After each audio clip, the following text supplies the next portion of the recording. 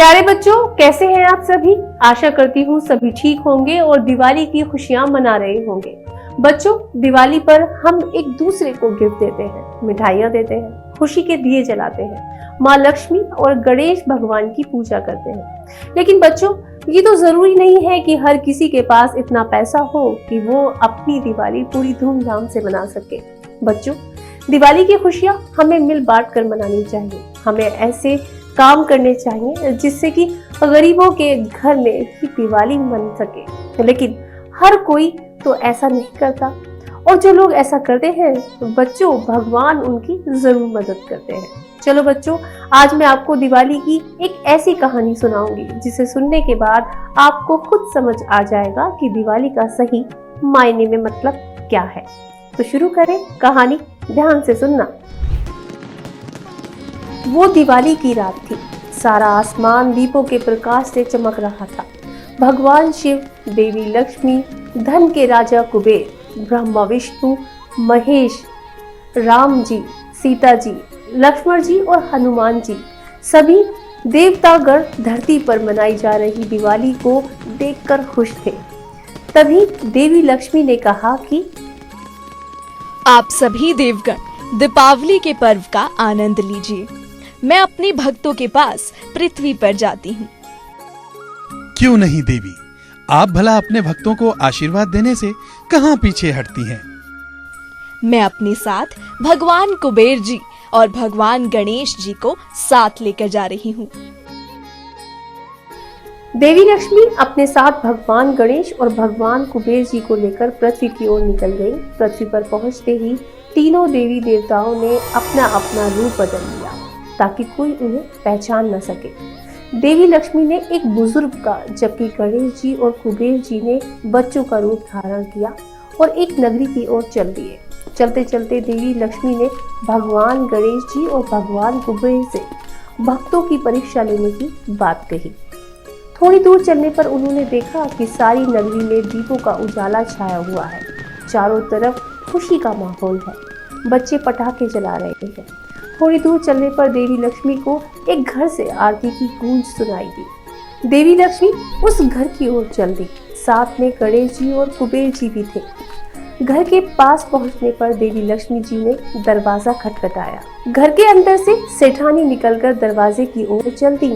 तभी घर में अंदर बैठे सेठ बोले, अरे भाग्यवान, तुमसे कितनी बार कहा है कि दरवाजा बंद रखा करो।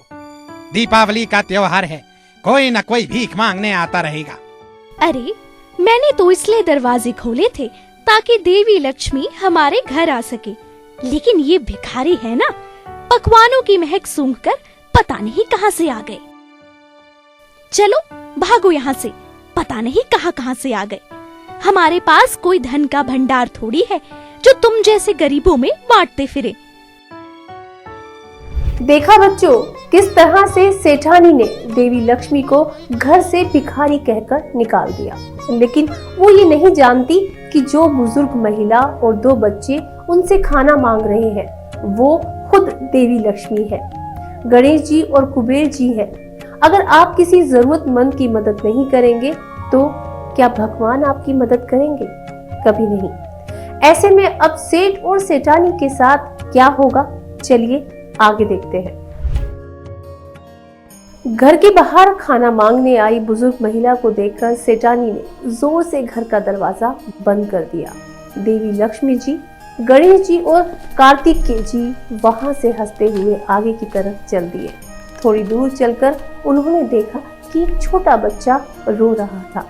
उसकी बहन उसे समझा रही थी कि इस दीपावली पर हमारे पिताजी बीमार हैं, हमारे पास ज्यादा पैसे नहीं हैं। अगर तुम ऐसा करोगे तो माँ को बहुत दुख होगा। लेकिन बच्चा था कि पटाखों की जिद करने लगा। उसकी बहन ने उसे समझाया और अपने घर की तरफ लेकर चली गई। देवी लक्ष्मी भी उनके पीछे पीछे चल दी। थोड़ी दूर चलकर वो उस घर के पास पहुंच गए जहां वो बच्चे रहते थे। देवी लक्ष्मी ने दरवाजा खटखटाया। अंदर से दोनों बच्चों की माँ रचना बाहर आई। अरे बहन, बहुत भूख लगी है। आज दीपावली है और हमने कुछ नहीं खाया है। क्या तुम्हारे घर से हमें कुछ खाने को मिलेगा?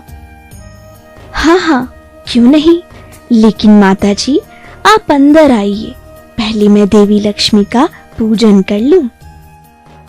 रचना बुजुर्ग महिला और दोनों बच्चों को घर के अंदर ले आई। रचना ने अपने पति और बच्चों के साथ देवी लक्ष्मी, गणेश जी और कुबेर जी का पूजन शुरू किया। रचना का पति बीमार था, इसीलिए काम पर भी नहीं जा पाया। दीपावली वाले दिन देवी लक्ष्मी को भोग लगाने के लिए रचना ने खिचड़ी बनाई। पूजन के बाद रचना ने सबसे पहले बुजुर्ग महिला और उनके साथ आए दोनों बच्चों को खिचड़ी खाने को दी। बूढ़ी माता और उसके दोनों बच्चे खिचड़ी खाने लगे। तभी रचना ने कहा कि माता जी, कई दिन से मेरे पति बीमार हैं। हमारे पास तो इतने पैसे भी नहीं हैं कि हम देवी को मीठे पकवानों का भोग लगा सकें। कोई बात नहीं बहन, तुम बहुत दयालु हो।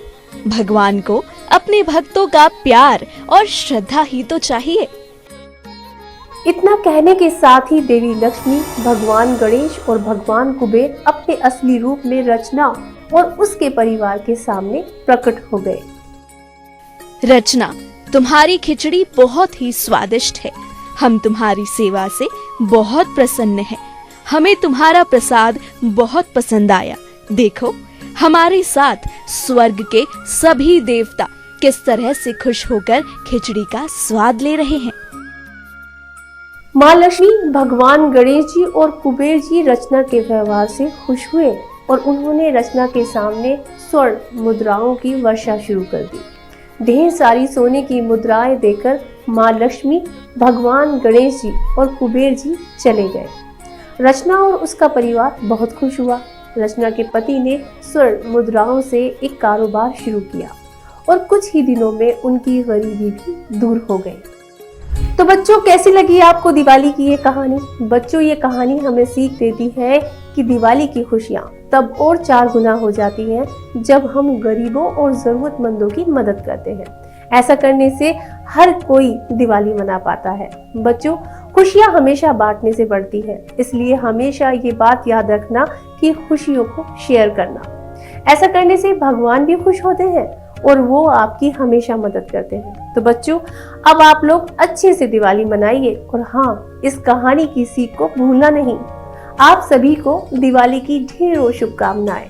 नमस्कार।